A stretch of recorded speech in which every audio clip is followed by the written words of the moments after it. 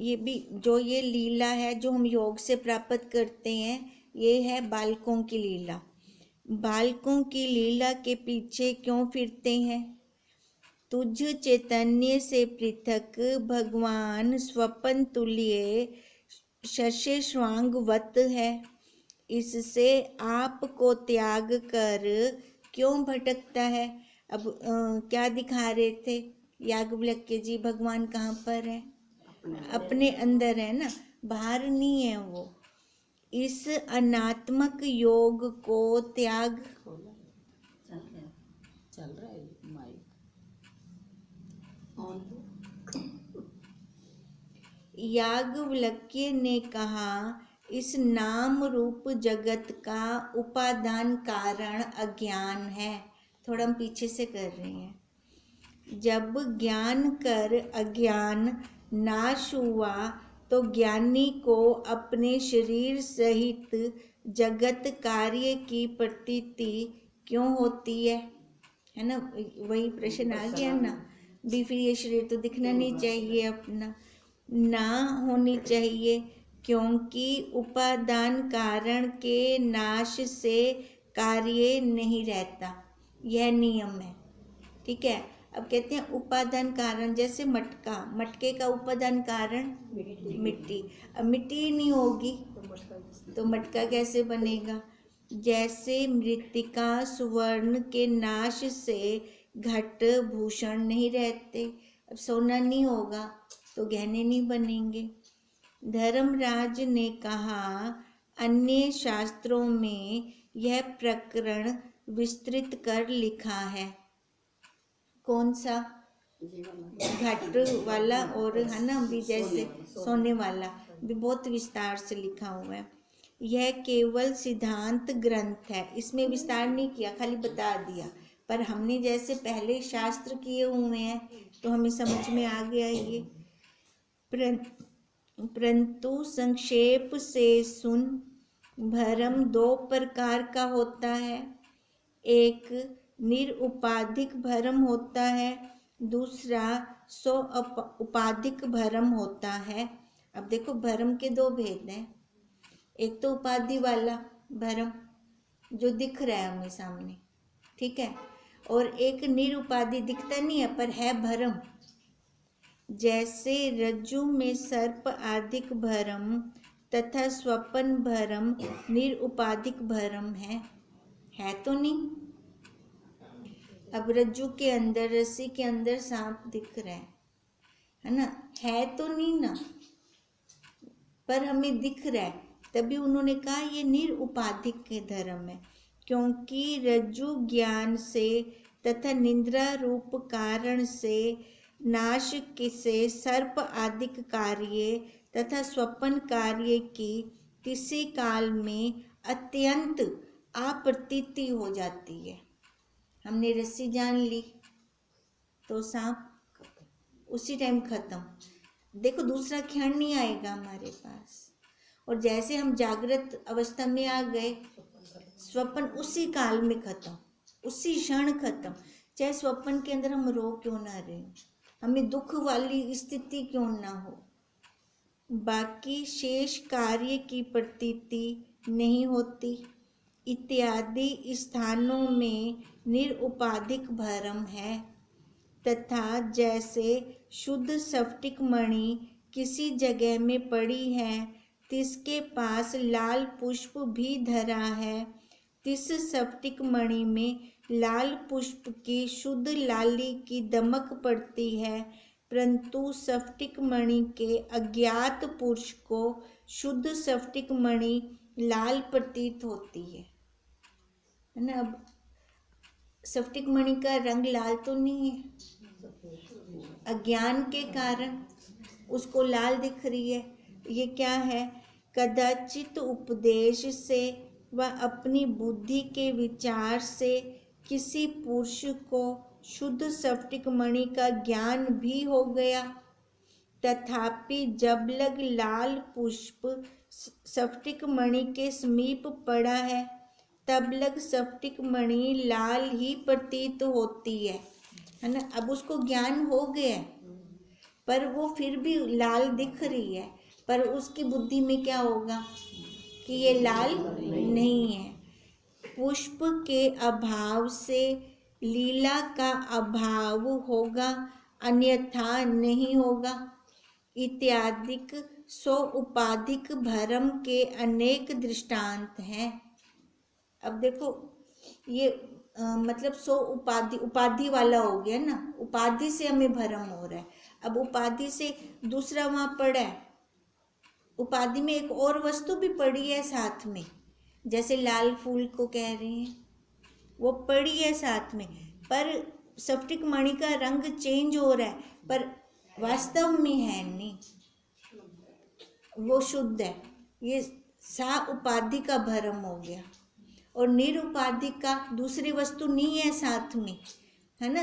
जैसे रस्सी में हमने सांप देख लिया, स्वप्न के अंदर हमने दृष्टांत देख लिए, है नहीं, पर भ्रम तो हुआ, वो निरुपाधिक भ्रम है और ये सा उपाधिक भ्रम है। हम तो दोनों भ्रमों में उलझे पड़े हैं, निरुपाधिक भी और सा उपाधिक भी, दोनों के अंदर फंसे पड़े हैं। तैसे ही यह संसार सो उपाधिक भ्रम है। यद्यपि आत्मवेता विद्वान ने कार्य कारण रूप संसार का अत्यंत भाव अपने स्वरूप विषय सम्यक जान भी लिया है, तथापि जब लग प्रारब्ध रूपी पुष्प पड़ा है। अब देखो ये किसने जाना, ज्ञानी ने जान ली है, पर ये जब तक प्रारब्ध रूपी पुष्प पड़ा है तो उसको तो ज्ञात है ना कि ये मेरी प्रारब्ध है, स्फटिक लाल नहीं है ना, ये पुष्प के कारण, लाल पुष्प के कारण लाल लग रही है। अब ज्ञानी ये जान लेता है कि ये मैं किसी उपाधि में नहीं हूँ, है ना, ये बच्चे मेरे नहीं है, घर परिवार मेरा नहीं है, पर जब तक प्रारब्ध है इस शरीर की तब तक तो करने, सारा व्यवहार करने, है ना। पर ज्ञानी ये जान लेता है। तब लग सम्यक विद्वान को भी अपने शरीर सहित संसार रूप लाली की अपने शुद्ध स्वरूप आत्मा में प्रतीति होती है। अब प्रश्न क्या था? ज्ञानी को जब ज्ञान हो जाता है तो उसको उसको क्यों भासता है? हाँ, फिर ये संसार क्यों दिखता है, अपना शरीर क्यों दिखता है, उनको नहीं दिखना चाहिए था ना। अब तभी तो ये उदाहरण दी है, एक निरुपाधिक भ्रम, एक सा उपाधिक भ्रम। अब ये सा उपाधिक तो रहेगा ही रहेगा, भले वो ज्ञान ही क्यों ना हो गया। अब ज्ञान हो गया तो तत्काल उसी क्षण ये शरीर तो खत्म नहीं होगा ना उसका, जो इसकी शरीर की प्रारब्ध है वो तो भोगनी पड़ेगी। अब ज्ञानी भी भोग रही हैं, अज्ञानी तो भोग ही रहे हैं, है ना, वो रो के भोग रहे हैं अज्ञानी, और ज्ञानी वो समझ रहा है ना, वो हंस के भोग रहा है, उसको पता है कि ये प्रारब्ध चल रही है ना। जैसे वो जो जानकार हैं उनको पता है ये लाल फूल है, स्फटिक लाल नहीं है। अब ऐसे भी ज्ञानी जानकार है, उनको पता है ये मेरी शरीर की प्रारब्ध है ना, शरीर का ही दुख सुख है, मेरा नहीं है। जैसे जल के समीप वृक्षों के सम्यक ज्ञाता पुरुष को भी जल विषय उल्टे वृक्ष दिखते हैं। अब जल के अंदर परछाई दिखती है, ऐसे वो अंदर की तरफ होगा वृक्ष वो। जैसे वस्त्र जला भी जब लग वायु का संबंध नहीं हुआ तब लग वैसे ही दिखता है, उसी आकार में जला पड़ा है, दिखेगा उसी आकार में, पर वायु का संग होगा तब उड़ेगा ना वो, परंतु कार्य नहीं देता, केवल देखने मात्र को ही है। अब ऐसे ही ज्ञानी का शरीर होता है। अब ज्ञानी का जो शरीर है वो दिख रहा है हमें, वो संसार के भले व्यवहार को करता हुआ दिख रहा है हमें, पर उसको तो खुद को पता है ना। तथा कैसा भी कपड़ा व कोई और पदार्थ हो, पर अग्नि के संबंध से बदल कर काला हो जाता है, तैसे ही इस पुरुष का ज्ञान रूपी अग्नि के संबंध से पूर्व मैं देह हूँ, कर्ता भोक्ता, सुखी दुखी, पापी पुण्यवान, वर्णी आश्रमी हूँ, मैं जन्म मरणवान हूँ इत्यादि देह अध्यास से मिलकर जो निश्चय है सोई सफेद कपड़े के मुताबिक है। अब क्या कह रहे हैं, देखो, जब तक अग्नि का संग किया किसी भी वस्तु ने, उसका रंग क्या हो गया, काला पड़ गया। अब जैसे ही पुरुष ने ज्ञान रूपी अग्नि का संबंध किया, जो पूर्व में मैं देह, पहले तो नहीं था ना उसको ये भान, जब ज्ञान का संग किया, अच्छा ज्ञान के संग के बाद उसको ये शरीर ढीला हुआ ना, ये शरीर रूपी कपड़ा ढीला हुआ ना, ये शरीर रूपी कपड़ा काला पड़ा ना, पर उससे पहले वाली जो उसकी वृत्ति थी, मैं देह संबंध से पूर्व पहले मैं देह हूँ, मैं कर्ता भोक्ता हूँ, सुखी दुखी हूँ, है ना, ये जितना कुछ वो जानता था ये सारा कैसे था, देह अध्यास से मिलकर निश्चय था।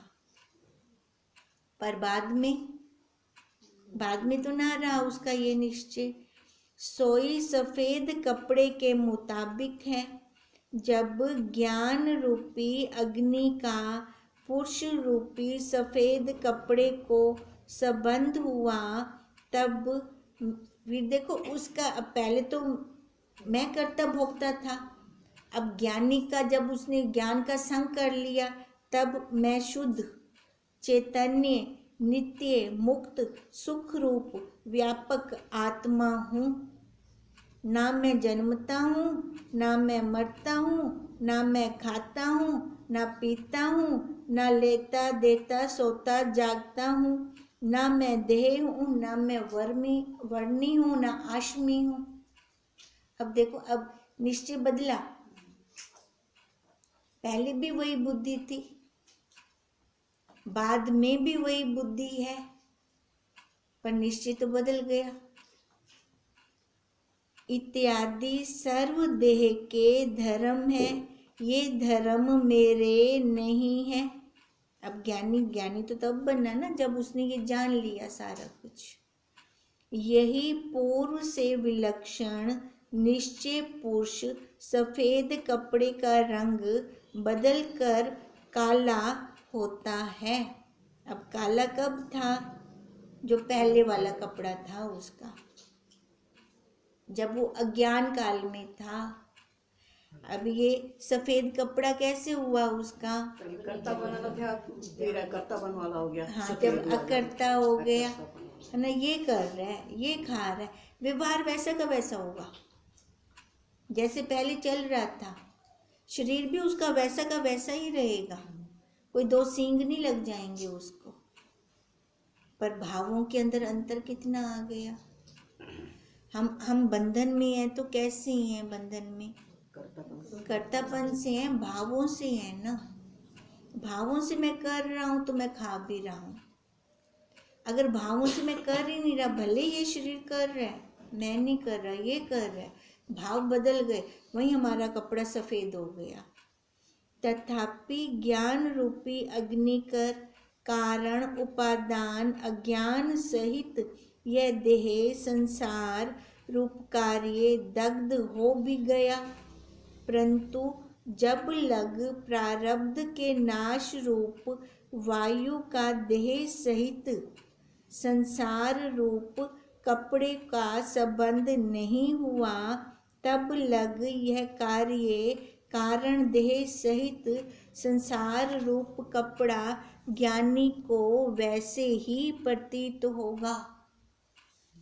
जब तक देखो उसकी प्रारब्ध नहीं खत्म होती, तब तक तो ये रहेगा शरीर, चाहे वो ज्ञानी क्यों ना हो, परंतु भावी जन्म रूप कार्य को नहीं देता। अब आगे उसका जन्म नहीं होगा, पर जिस आकार में बैठकर उसको ज्ञान हुआ, वो तो जब तक उस आकार की प्रारब्ध है वो तब तक रहेगी। पर ज्ञानी का वो काला कपड़ा जल चुका होगा, है ना। अब वो सफ़ेद कपड़ा लेके बैठा होगा अपना। जैसे भुना चना पूर्ववत प्रतीत भी होता है, भक्षण से क्षुधा का नाश रूप कार्य भी करता है, परंतु भावी अंकुर को नहीं दे सकता। दोबारा नहीं पैदा होता ना भुना हुआ चना, पर फल तो वैसे का वैसे ही देते हैं वो। तैसे ही दृष्टांत जान लेना।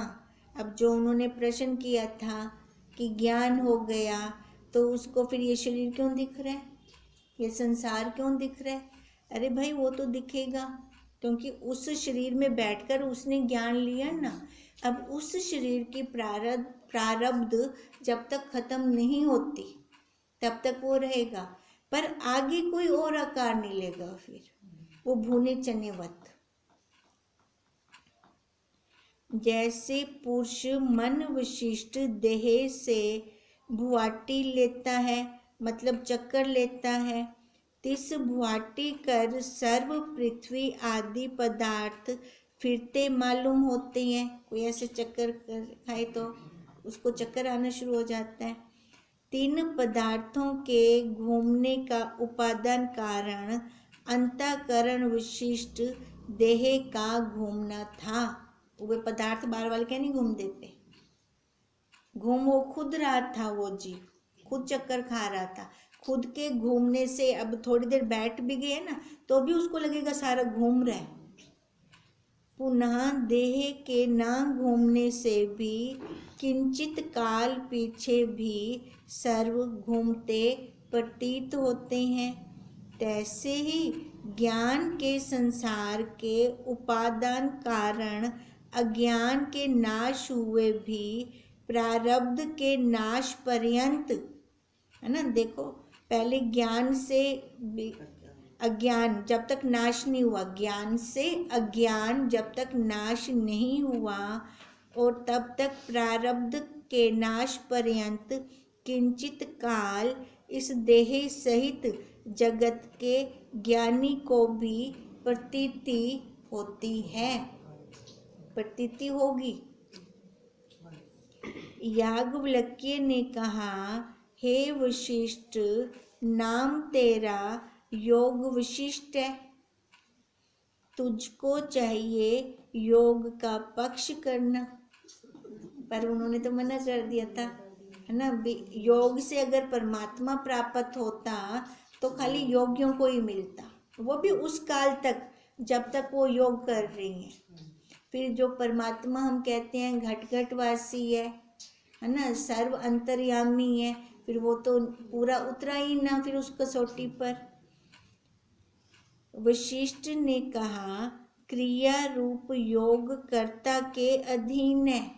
जब तक वो कर्ता कर रहा है योग तब तक, चाहे करे चाहे ना करे, इससे मिथ्या है।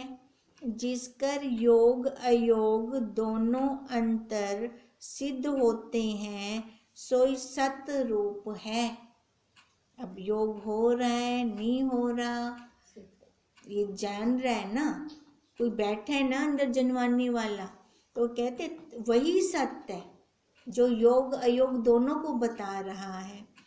तेरा मेरा तथा सर्व जगत का स्वरूप भी वही है। जो कर्ता ना हो तो योग अयोग कहाँ है। अब कर्ता ना हो, अब कर्ता किसको कह रहे हैं ये, शरीर पे बैठ के जो करेगा। हाँ, अब शरीर पे बैठ के करेगा तभी कर्ता हुआ ना। वो कहते हैं अगर वो करने वाला शरीर ही ना होवे, योग भी कहना थी इससे ना, इला हिंदा मतलब ओला वो परमात्मा गया और तो इंद्रिय नल पाता आपा, है ना। परमात्मा को फिर हमने इंद्रियों से पाया, पर वो इंद्रियों से तो परे की वस्तु है, इंद्रियों से थोड़ी पाया जाता है वो। अब जिसके पास इंद्रियां पूरी ना हो तो हिंदा मतलब है वो परमात्मा को मिल भी नहीं सकता। जो कर्ता ना हो तो योग अयोग कहाँ है। याज्ञवल्क्य ने कहा, व्यास की प्रसन्नता निमित्त योग को त्याग कर ज्ञान को निश्चय करता है। भी ओ खुश थी मने ही वारो वैसे वो योग को महत्व देंदा पे पर ओ प्रसन्न थी मने ना ही वारो योग को वो करते पीछो करते ज्ञान को महत्व दे रहे हैं। व्यास ने कहा मेरा पक्ष अपक्ष नहीं, परंतु जो आकृतिम स्वतः सिद्ध सत्य वस्तु सर्व के अनुभव सिद्ध होवे तिसी को निश्चय मानता हूँ। अब व्यास जी क्या कह रहे हैं? मेरा पक्ष वड्डा थी या तेरा पक्ष वड्डा थी, मैं हूँ घेरे में नहीं हूँ। मैं किसको मान रहा हूँ? सत्य को, सबके आधार को मान रहा हूँ। कहो योग आप से आप है, हुंदा योग तो अपने आप ही थींदा पे। अब वाणी बोल रही है, कान सुन रहे हैं, स्वतः वो योग हो रहा है उसके साथ कि कर्ता से प्रकट होता है। अब बताओ योग आप से आप होता है कि करना पड़ता है? अब श्वास देखो स्वतः ले रही है, आंख झपकी जा रही है, स्वतः झपकी जा रही है, स्वतः उसके साथ योग है। याज्ञवल्क्य ने कहा करने से ही योग होता है। व्यास ने कहा योग के करने वाले सत आत्मा को जान। अब योग से क्या कह रहे हैं कि करने से योग होता है। अब फिर व्यास जी ने कहा ना भी योग तो जिससे कर रहा है, पीछे कोई शक्ति तो है योग कराने वाली, भी उसको जान। योग अयोग से मुक्त होवे, तब योग अयोग से मुक्त होंगे जब हम उस आधार को जान लेंगे।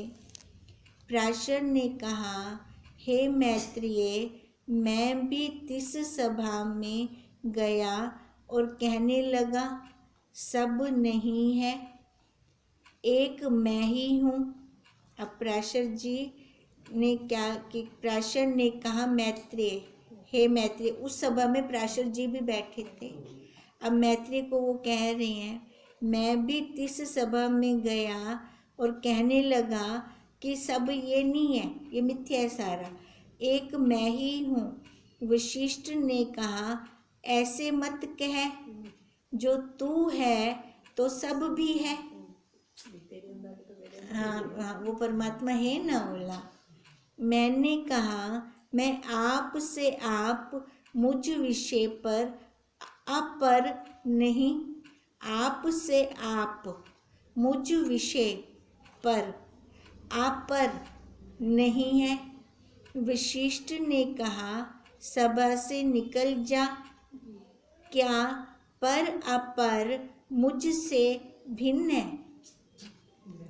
अब भिन्न तो नहीं है ना। अब पर और अपर दोनों को कौन जनवा रहा है? वो साक्षी, वो खुद ही तो जनवा रहा है दोनों को, है ना। हमने बोला कैसे कि मन से, है ना, तो जान के बोला।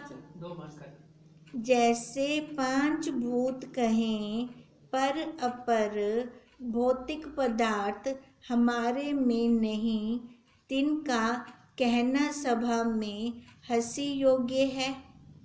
अब देखो पांच भूत कहें, अब पांच भूत कहें, अब पांच भूत ऐसे तो नहीं कहेंगे, आकार में बैठ के कहेंगे। पांच भूत, ये पांच भूतों का है ना, तो पांच भूत कैसे कहेंगे? आकार में कहेंगे। अब पांच भूत कहें कि पर अपर भौतिक पदार्थ हमारे में नहीं, अब है इसमें पर भी अपर भी दोनों हैं। अब अगर कोई कहे कि नहीं है मेरे अंदर, फिर कहते हैं वो जो कहेगा वो हंसने योग्य है, वो हंसी का पात्र, क्योंकि दोनों हैं, है ना, जड़ और चेतन दोनों हैं इसके अंदर। चेतन से ही जाना जा रहा है ये जड़, जड़ चेतन को नहीं जनवा सकता। जड़ चेतन दोनों को पांच भूत कह रहे हैं। जड़ चेतन पांच भूत कहे कि मैं पर और अपर भौतिक पदार्थ हमारे में नहीं। अब पांच भूत ये आकार, अब ये आकार कहे कि मेरे अंदर नहीं है, कैसे हैं तभी तो बोल रहे हैं, तभी हम सुन रहे हैं ना, तभी बोला जा रहा है, तभी सुना जा रहा है। अगर वो कहीं नहीं है तो वो कहते हैं हंसने योग्य है। मैंने कहा मैं किसी की सभा में नहीं बैठा हूँ। उन्होंने कहा ना सभा में हंसने योग्य है। बैठा नहीं हूँ, बैठा ही नहीं। मैं किसी की सभा में नहीं बैठा हूँ, आप से आप स्वयं प्रकाश स्वरूप हूँ। यदि बैठा भी हूँ तो अपनी सभा में बैठा हूँ, क्योंकि 5 ज्ञान इंद्रियां, 5 कर्म इंद्रियां, 5 प्राण, मन, बुद्धि, चित्त, अहंकार, ये वाली सभा, अपने शरीर में बैठा। हाँ ये वाली सभा कह रहे हैं। अहंकार इत्यादि कार्य कारण नाम रूप प्रपंच मुझ अधिष्ठान समुद्र विषय। देखो मुझ अधिष्ठान कैसा है वो अधिष्ठान, समुद्र जैसा। अब समुद्र के अंदर फेन, बुदबुदे, तरंग आदिक ये सब आएंगे, पर इनका अपना कोई वजूद है नहीं। ये क्या है, ये कल्पित है। ठीक है, तो ऐसे ही मुझ चैतन्य की सत्ता से पृथक श्रोत्र आदिक इंद्रियों की पृथक सत्ता नहीं। जैसे समुद्र से तरंग, फेन, बुदबुदे की अलग कोई सत्ता नहीं है, ऐसे ही जितनी ये हमारी ज्ञान इंद्रियां हैं, कर्म इंद्रियां हैं, प्राण हैं, उपप्राण हैं, उससे अलग कोई सत्ता नहीं है इनकी। वो है तो ये है। मुझसे ही चैतन्य हो रहे हैं। जैसे दाहकता, उष्णता, प्रकाशता रूप अग्निकर ही लोहा उष्ण, प्रकाश, दाहक होता है, स्वतः नहीं। भले उनका धर्म है ना, प्रकाशना, है ना, गर्म होना, पर अपने आप तो नहीं गर्म होते जब तक अग्नि का संग नहीं करते। अब ऐसी जब तक उस साक्षी का संग नहीं होता इन अंतःकरण से, इन इंद्रियों से, ये अपने आप कुछ नहीं कर सकते। जब उसका संग होगा तब जाकर ये कुछ कर सकेंगे। 5 मिनट लगा दो ज़्यादा, 2-3 दिन तो किया नहीं हमने, ये खत्म हो जाएगा 5 मिनट में प्लीज। ये भ्रम का खत्म 5 मिनट, अब 3 दिन तो किया नहीं। ओम तम नमामि हरिं परम, ओम तम नमामि